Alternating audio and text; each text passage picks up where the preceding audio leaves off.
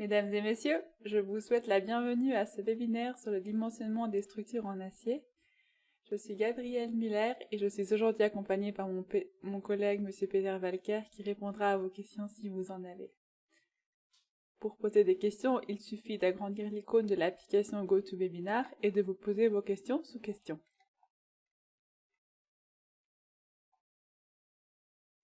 Alors, le dimensionnement des structures en acier dans AXIS-VM est divisé en plusieurs parties. Il y a plusieurs modules qui vont nous aider à faire ce dimensionnement des structures en acier. Le premier, c'est le module SD1, qui est pour le dimensionnement et la vérification du profilé en acier. Le deuxième module, c'est le SD9 pour l'optimisation des profilés en acier, pour optimiser la matière. Et le troisième, c'est le module SC1, qui permet de vérifier des assemblages standardisés dans AXIS-VM. Aujourd'hui, je vais brièvement vous présenter ces trois modules. Tout d'abord, pour pouvoir vous montrer ça, j'ai besoin d'avoir un modèle dans AXIS-VM. Et pour cela, je vais vous montrer comment faire ça très rapidement avec notre application générateur de hall, le générateur de hall, qui permet en quelques clics de générer un hall en acier, celle que vous voyez là en arrière-plan sur ma slide. En fait, il suffit juste de définir la géométrie type de mes cadres, je vais utiliser ça, et après de définir les rotules, les appuis, la géométrie, les pannes et les sections transversales. Moi, je vais laisser ça comme ça. Et une fois que j'ai tout rempli ça, je peux générer mon modèle. Je ne vais pas le faire ici, je vais directement vous montrer à quoi ressemble ce modèle. Donc, après avoir rentré tous les paramètres, j'obtiens un modèle qui ressemble à ça. Tada, voilà. Donc j'ai mon modèle, j'ai fait quelques petits ajustements ici pour avoir une rigidité ici, à cet endroit-là et à cet endroit-là. Tout d'abord, je veux juste encore vous montrer une astuce d'affichage pour les halls en acier. Voilà. Et pour cela, ça serait pour le codage couleur pour reconnaître facilement les éléments.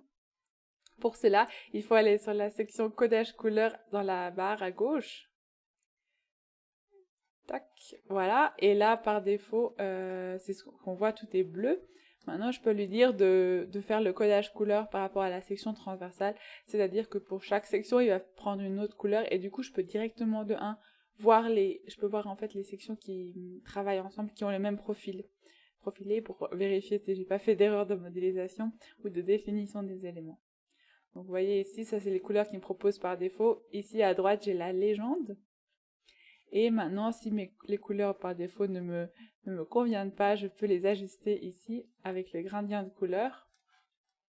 Et là, je peux lui dire d'aller par exemple plus dans le rose, si j'aime bien le rose.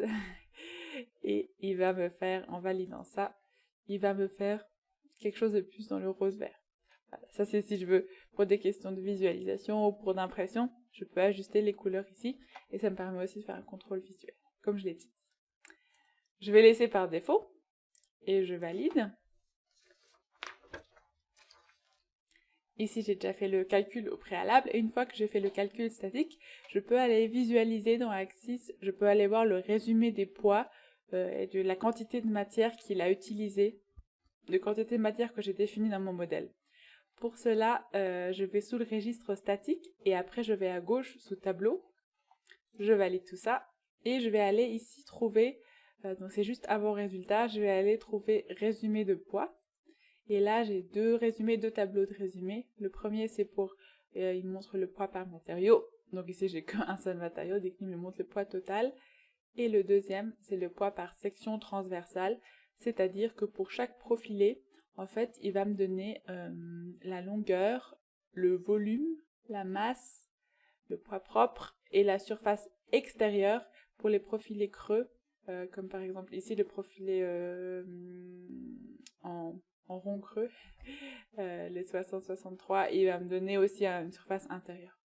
Mais j'ai, en un clin d'œil, j'ai tout ce tableau avec toutes ces informations sur l'acier que j'ai utilisé. Et je peux, bien sûr, tous ces tableaux, je peux les copier dans Excel qui sont directement compatibles avec Excel. Si je veux avoir quelque chose de plus détaillé, donc aussi avoir un résumé et des informations exactes sur la quantité d'acier que j'ai utilisé, je peux utiliser notre application Quantité, MAS, Quantité, qui se trouve sous Plugins, et je vais aller trouver ici Quantité. Et cette application, en fait, elle me fait ce que je viens de voir, mais en plus détaillé. De nouveau, je peux choisir si je veux la classification selon les matériaux, selon les sections transversales. Je vais laisser tout par défaut. Et en cliquant sur OK, il va me générer un tableau Excel qui ressemble à... Je vais vous montrer, je vais pas le faire ici parce que ça prend quelques secondes pour gagner du temps. Et le tableau Excel qui ressemble à ça. Tada, voilà. Donc la page de garde, quantité, donc c'est un peu la même chose que je vous montrais tout à l'heure dans Axis. Et il fait aussi la classification selon les matériaux. De nouveau, il me montre pour chaque longueur, pour chaque type de matériau. Ici j'en ai qu'un, mais pour chaque type colonne ou poutre, il me montre la surface, le volume et le poids. Et maintenant, je pense qu'il est le plus intéressant, c'est que par section, donc par profilé, en fait, il va me dire le nombre d'éléments, le volume, le poids et la surface intérieure et extérieure. Et ce tableau, il est dans Excel, donc je peux directement l'exporter ou le retravailler ou faire le total ou l'utiliser directement. Et ça se fait, donc je répète, c'est l'application, la quantité qui se trouve sous Plugins ici.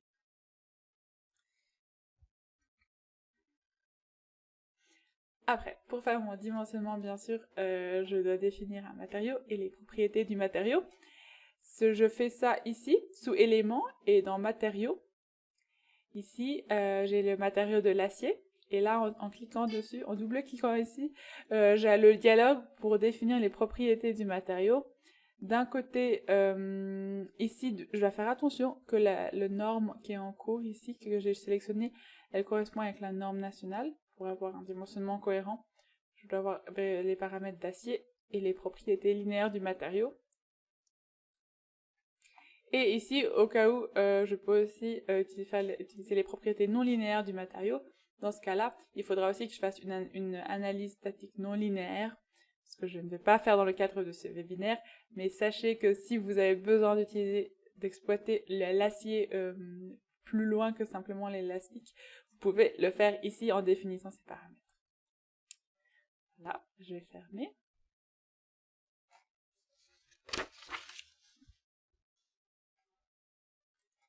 Donc, j'ai déjà fait mon calcul, je l'ai fait avant.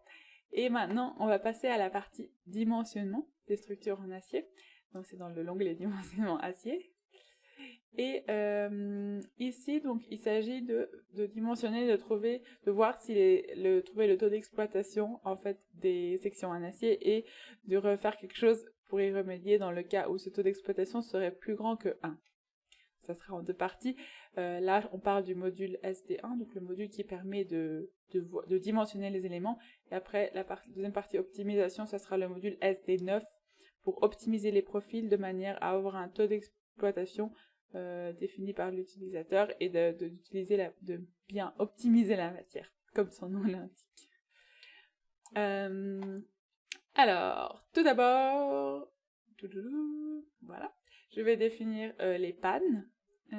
Pour cela, comme pour tous les dimensionnements, je dois essayer d'abord donner les paramètres d'étude et je vais sélectionner les pannes.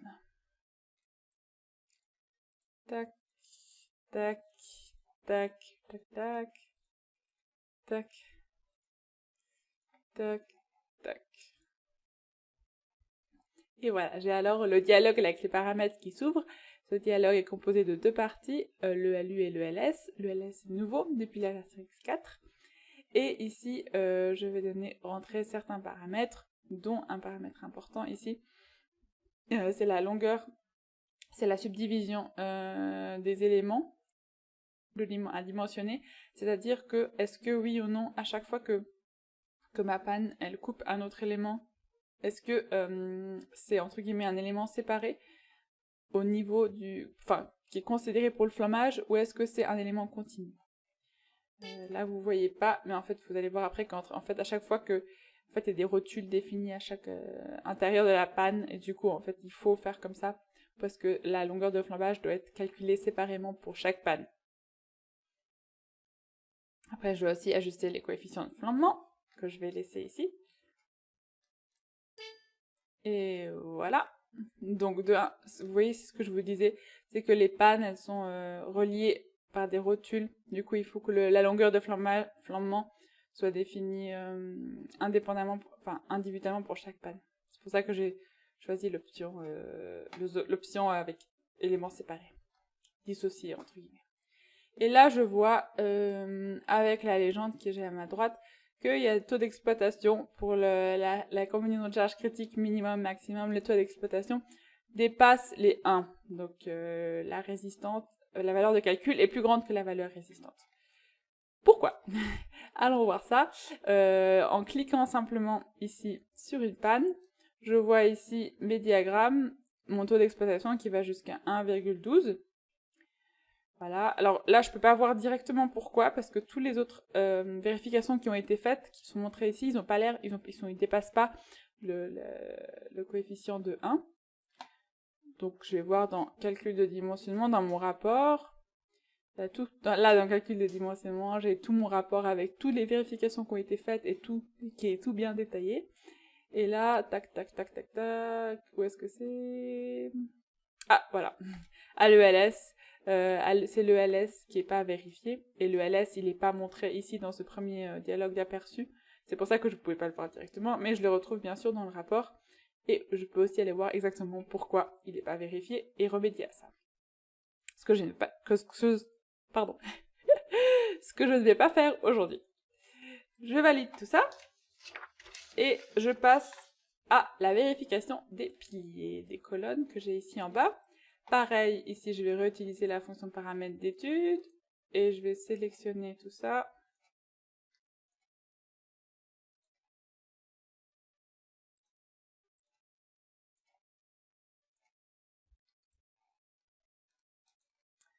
Je valide tout ça. Donc voilà, qu'est-ce que j'ai ici? J'ai les mêmes types de paramètres que pour les pannes. Je vais laisser tout ça. Ici, pareil, hein, de toute façon, c'est pas des éléments continus, donc je n'ai pas ce souci. Et par contre, ici, les coefficients de flambement, je vais encore ajuster, parce que c'est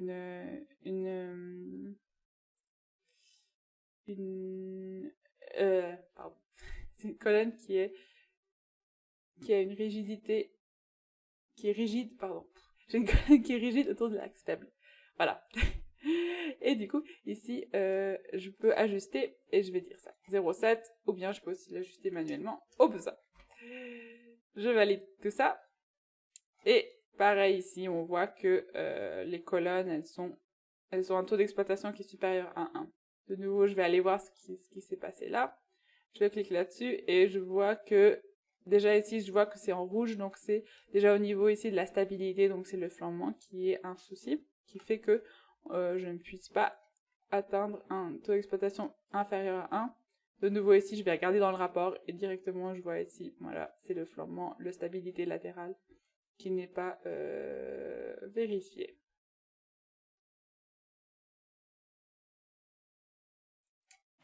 Je valide. On va voir par la suite comment y remédier. On va pas laisser tout ça comme ça. Oula.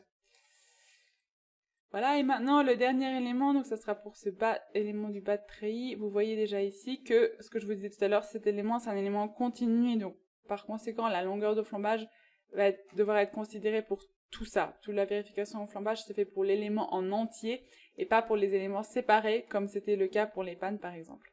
Donc je retourne ici, dans mes paramètres de dimensionnement. Tac, tac, tac.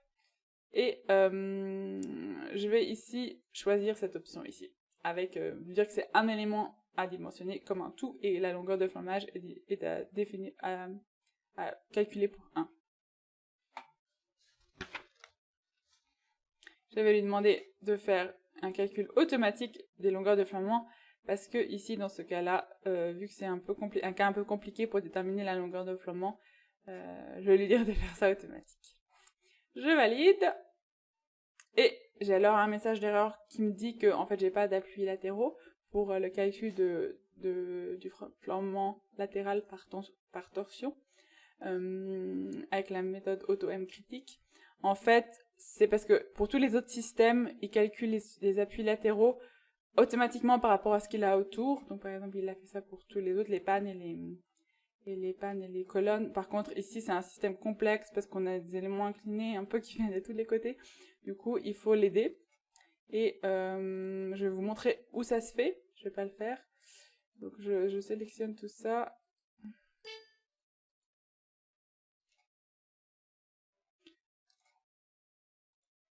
Voilà. Et c'est ici. La méthode de calcul pour M critique. Et je dois définir les supports latéraux. Donc là, on a vu en automatique qu'il n'a pas trouvé. Donc ici, je devrais ici aller venir rentrer les valeurs à chaque endroit, à chaque nœud, pour pour qu'il puisse trouver ces supports latéraux pour pouvoir faire cette vérification pour le flambement par torsion latérale. Là, j'ai juste validé. Il va toujours dire que c'est pas bon, mais c'est OK pour ici. Maintenant, je vous ai montré où est-ce qu'il faudrait ajuster ça. Et maintenant, on peut passer à la deuxième partie sur l'optimisation, c'est-à-dire comment remédier à ces taux d'exploitation qui sont trop élevés. Et je vais vous montrer la procédure pour faire ça. D'optimisation, c'est le module SD9. Et ça, il est activé ici, à droite. Tac, tac, tac, et en cliquant dessus, s'ouvre une fenêtre. Et donc, je vais définir mes groupes d'optimisation, c'est-à-dire, je vais lui dire quel type de profilés vont être optimisés en même temps. Alors, moi, je vais faire un groupe pour les pannes. Et je vais sélectionner toutes les pannes. Et ici, en fait, ça voudra dire que toutes les pannes, il va chercher le profilé qui correspond pour que le taux d'exploitation que je lui donne soit atteint. Et toutes ces pannes vont avoir le même profilé. C'est pour ça qu'il faut subdiviser en groupes. Hop, voilà. Panne. Et donc, il me faut, je vais dire, le but de l'optimisation, c'est de trouver le poids minimal, le moins d'acier possible en poids. Je peux aussi donner comme rendement maximal, par exemple, 0,8. Et ici, pour les pannes, je vais lui dire, donc on a des HEA 120. Je vais lui dire de rester dans les HEA. Mais HEA et HEB, je vais peut-être augmenter. Donc je sélectionne à partir de la liste tous mes HEA et HEB. Et je vais lui demander de trouver celui qui satisfait le taux d'exploitation de 0,8 avec, entre guillemets, le moins d'acier. Donc, c'est tout bon. Tac.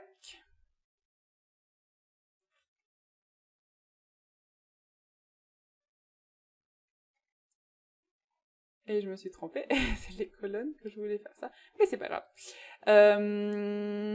Si je veux... Non, je pourrais aussi lui dire, ici, d'utiliser les pannes pour... Enfin, de pas prendre des sections en I de la section de la bibliothèque, donc des profilés standards, entre guillemets, profilés européens, mais d'optimiser, en fait, la section en soi et d'avoir une forme paramétrisée de la section.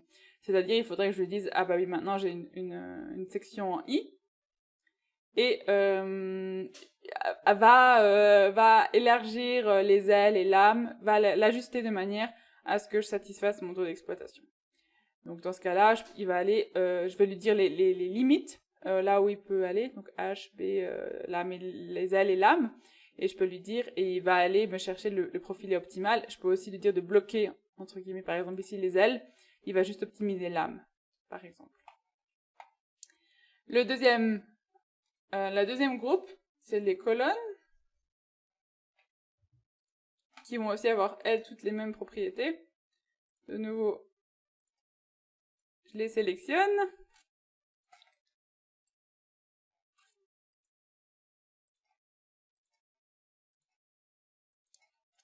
Et je valide, et je refais la même chose pour les colonnes. Donc ici, on a HEA 160.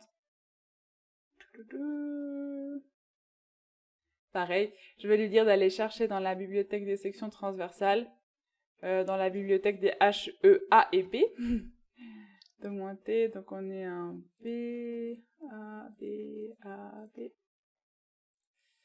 A, B, non. Voilà, donc je vais mettre ça là. Oula, Ah non, j'ai mis trop. Alors, effaçons. Effaçons.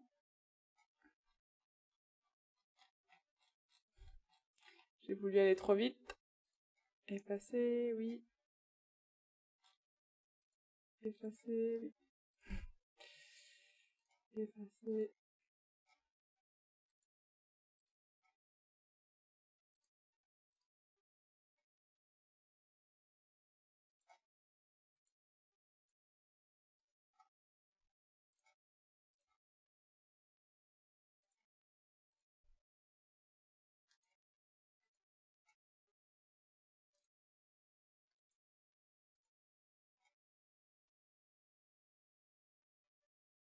Voilà, bon, allez, on refait. Alors, je voulais juste prendre les HEA et les HEB. C'est parti. Hop.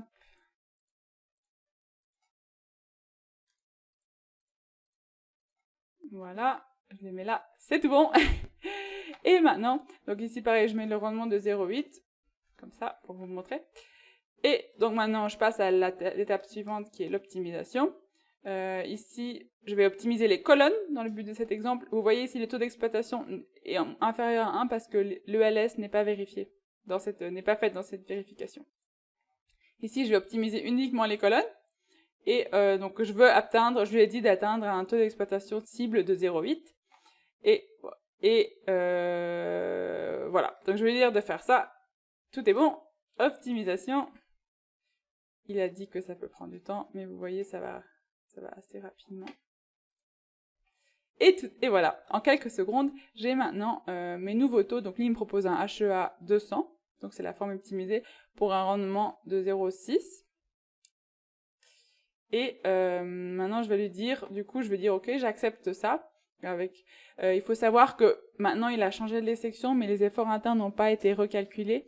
Donc en fait, l'Axis ne prend pas en compte la rigidité, la nouvelle rigidité du profilé et le nouveau poids propre du profilé. Donc je vais laisser ça comme ça et je vais remplacer les sections. Il me demande si je veux enregistrer sous un nouveau nom. Je vais lui dire oui, parce que maintenant il a changé toutes les sections, donc c'est un nouveau modèle. Et maintenant, donc j'ai des nouveaux profilés, il va falloir que je refasse le calcul. Tac, tac, tac. Voilà. Je retourne en dimensionnement en acier. Il a gardé les paramètres d'avant. Ok, j'ai toujours le même message d'erreur. Et maintenant, par contre, je vois que pour mes colonnes, le rendement est bon. Donc on est bon. Non, c'est pas ça. C'est les colonnes. Voilà. Donc ici, je vois que j'ai un rendement qui est en dessous de 0,8. Ce que je sais exactement ce que je voulais.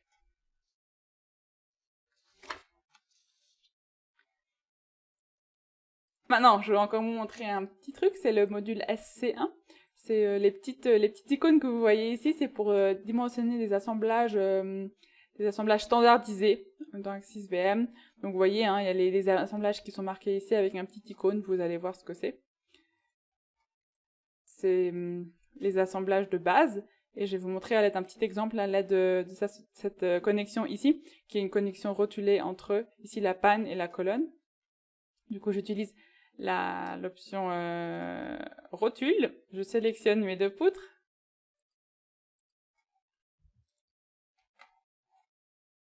Voilà. Et alors, j'ai cette petite fenêtre qui s'ouvre.